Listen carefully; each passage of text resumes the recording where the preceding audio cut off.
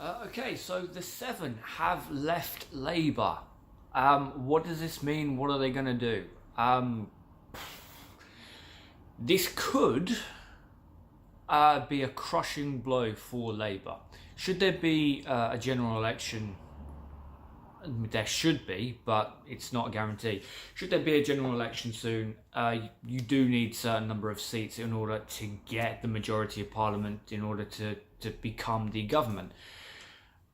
In a perfect world, the Greens would have it, but there aren't enough members of the Green Party, there aren't enough Green seats, so that's not going to happen. But fracturing Labour in such a way, now at the moment it is only 7 MPs, but these MPs really do not like Corbyn's leadership.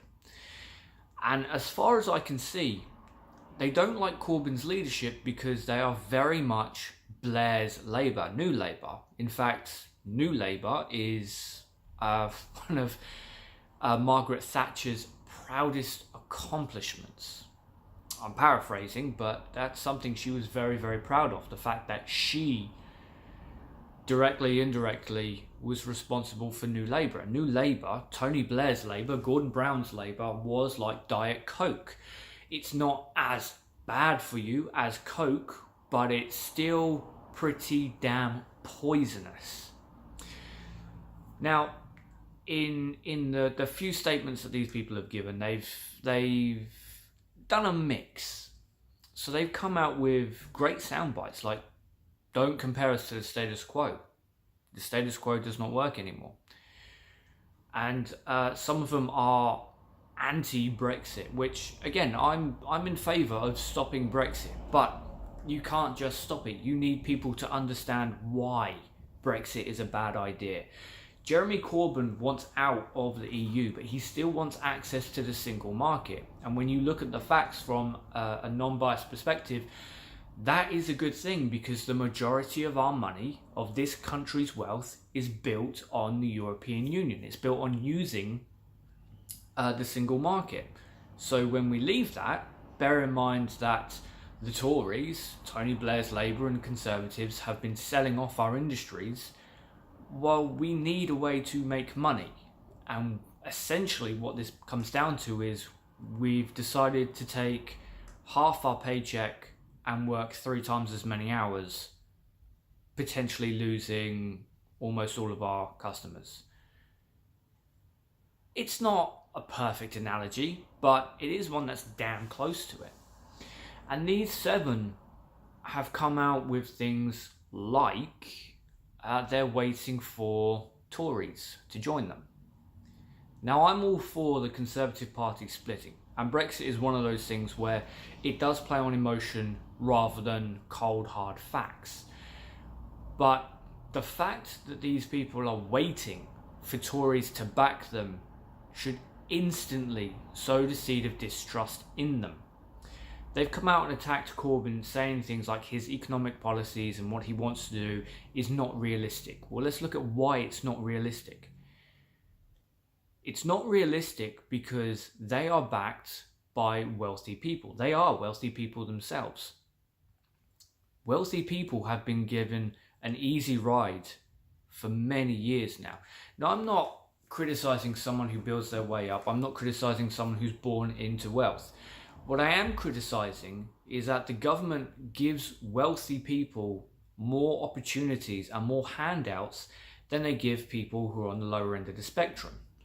Me, personally, I paid more tax than Philip Hammond, who is a multi-millionaire, and I am on less than $20,000 a year.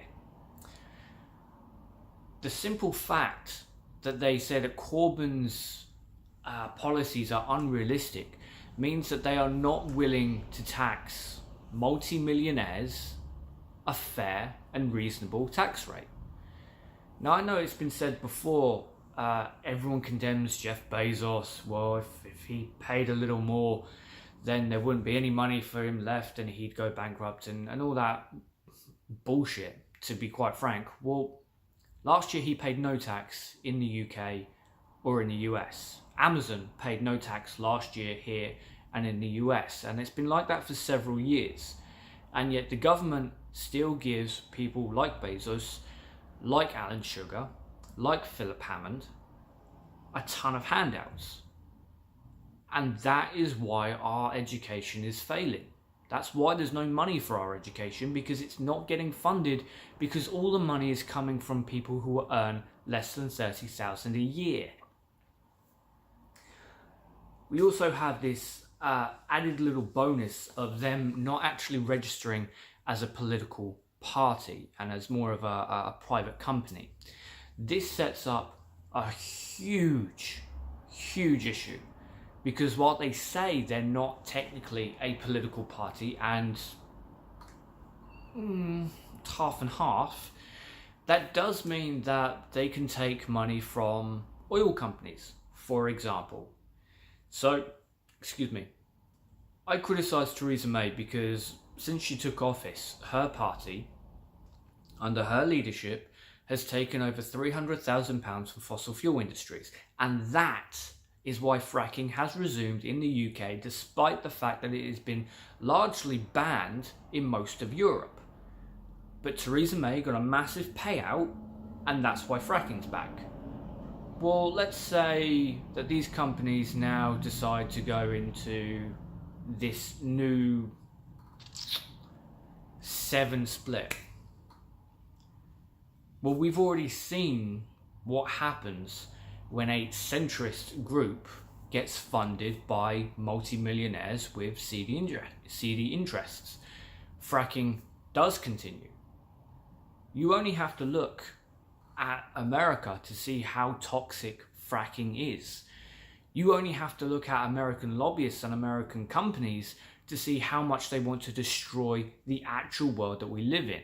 Let's face it, if fracking wasn't an issue, it would be happening in wealthy areas, but it's not. This kind of division, it sounds good on paper. The sound bites that they give out, and I'm quite happy that more and more Blairites are leaving Labour. But it does put a very, very negative shadow looming over the future of politics in the UK. Jeremy Corbyn gets criticised left, right and centre for things that he's not done, for things that he's been misconstrued to do, for the audacity to sit down and talk to our enemies, despite the fact that we know full well bombing them into the Stone Age doesn't actually solve a single fucking thing. Just look at ISIS.